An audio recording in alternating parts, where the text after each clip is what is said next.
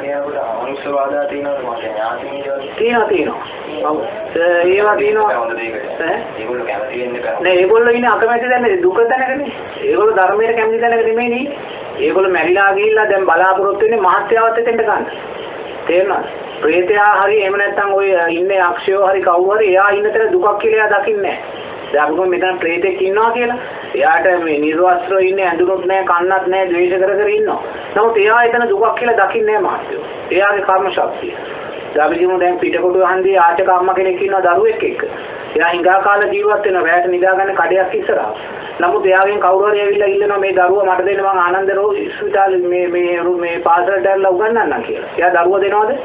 නැහැ. එයාට සාපේක්ෂව එයා දරුවා විඳින්නේ දුකක් කියලා එයාට තේරෙන්නේ නැහැ. එයාට තේරෙන්නේ නැහැ. ඒ වගේ ප්‍රේතයාට තේරෙන්නේ නැහැ මහත්ය. අමනුෂ්‍යයාට තේරෙන්නේ නැහැ එයා දුකක් විඳින්නේ කියලා. එයා එතන සැපයක් කොටගෙන ආයි.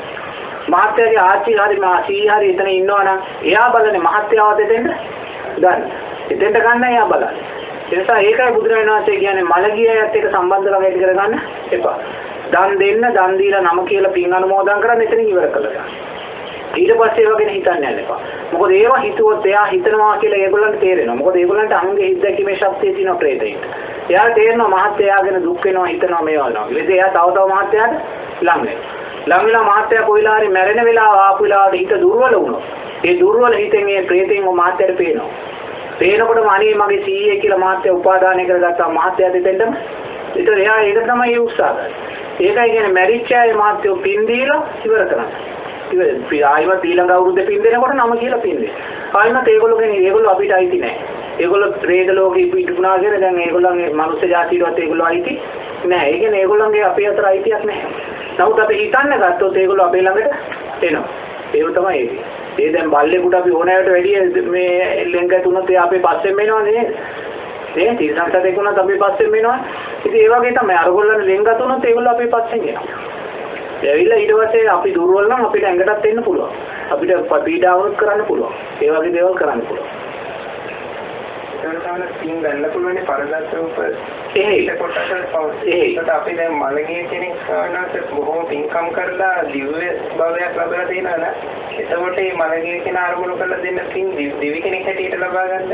නෑ දෙවියන්ට එහෙම පින් අවශ්‍ය නැහැ. පින් අවශ්‍ය දෙවියෝ ඉන්න මේ මනුස්ස ලෝක ආශ්‍රිතව ජීවත් වෙන දෙවිවරු ඉන්නවා. මනුස්ස ලෝක ආශ්‍රිතව. ඒගොල්ලෝ මේ පින් දැකලා සතුටු වෙනවා. ඒගොල්ලෝ පින් අනුමෝදන් වෙනවා. නමුත් ශාස්ත්‍රීය දිව්‍යතලවල තුසිතේ ආමේ නිර්මාණ රතේ පරිණිමිත වසවත්තේ තාවදීසේ වගේ තැන්වල දෙවියන්ට අපේ පින වැඩක් නැහැ. ඒගොල්ලෝ පිනෙන් ආටයයි. තේරෙනවද?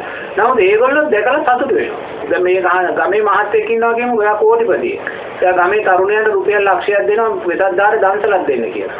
දැන් වෙසක් දවසේ දන්සල දෙනවා 100 ගාන පොලිමේ ඇවිල්ලා දන්සලේ කනවා. නමුත් මේ කෝටිපති මහත්තයා කවදාකවත් දන්සලෙන් කන්නේ නේද?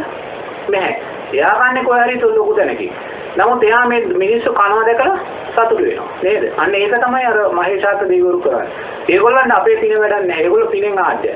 නමුත් ඒගොල්ලෝ පින දැකලා අර කෝටිපති මහත්තයා අරගොල්ලෝ දෙන දන්සල දැකලා සතුටු වෙනවා වගේ එයාත් සතුටු වෙලා ආයුෂවන්නේ වැඩි කරගන්න. ඊට අමතරව මේ පල්ලෙහා දිව්‍ය කොටස් තියෙනවා. ඔය පන්සල් ආශ්‍රිතව ගම්ම ආශ්‍රිතව එහෙම දිව්‍ය කොටස් මේ පින් දැකලා සතුටු වෙනවා. පීතම පින් දෙන ඥාතියෙක් වෙනවා ඒ ඥාතිය මනුෂ්‍යාත්මකව ඉන්නවා මේ පින දුන්නා කියලා. මේක තමා උත්සාහ හේතු වෙනවා කියලා බුදුරජාණන් වහන්සේ කියනවා. කවදාකවත් තමා දෙන පින බුදුරජාණන් වහන්සේ කියනවා කොහෙම හේතුවක් නිසාවත් අපත යන්නේ නැහැ. මේ ජීවිතේ අම්මා තාත්තා නැත්නම් ඊළඟ ජීවිතේ අම්මා තාත්තා හරි ඉන්නවා කියනවා. ඒ ජීවිතේ ඥාතිය නැත්නම් ඊට ඉස්සෙල්ලා ජීවිතේ ඥාතියෙක් හරි ඉන්නවා කියනවා. එහෙමත් නැහැ කියනවනම් ඒක බම්බෙක් අහනවා නෑ මට එහෙමවත් ඇයි නෑ පින් ගන්න. එයා හරි මාන්නේ. එයා කැමති නෑ එයාගේ പ്രേත ලෝකේ ඉන්නවා කියලා කියන්නේ. එයා කියනවා නෑ මගේ කිසිම ඥාතියෙක් මැරිලා උපදිලා බුදුරජාණන් වහන්සේ කියනවා ඒකනම් කවදාකවත් එහෙම වෙන්නේ නැහැ. නමුත් අපි හිතමුකෝ එහෙම වුණා කියලා. එහෙම වුණොත් ඒ පින ඔබේ ආයුෂ වර්ණයේ සැපේ බලය උදෙසා හේතු වෙනවා කියලා. ඒ කියන්නේ කවදාකවත් ඒක අපත යන්නේ නැහැ. බුදුපහන තියලා වගේ ඥාතියින්ට පින් දෙන්න යන්නේ ඒක සුසුසුයිද? ඉදම්මෝ ඥාතිනම් හොතු කියලා පින් දෙන්න. බුදුපහන තියලා මල් පහන් පූජා කරලා දෙවියන්ට ඥාතියින්ට පින් දෙන්න. ඒකේ පා කියලා කියන්න බෑ අපිට.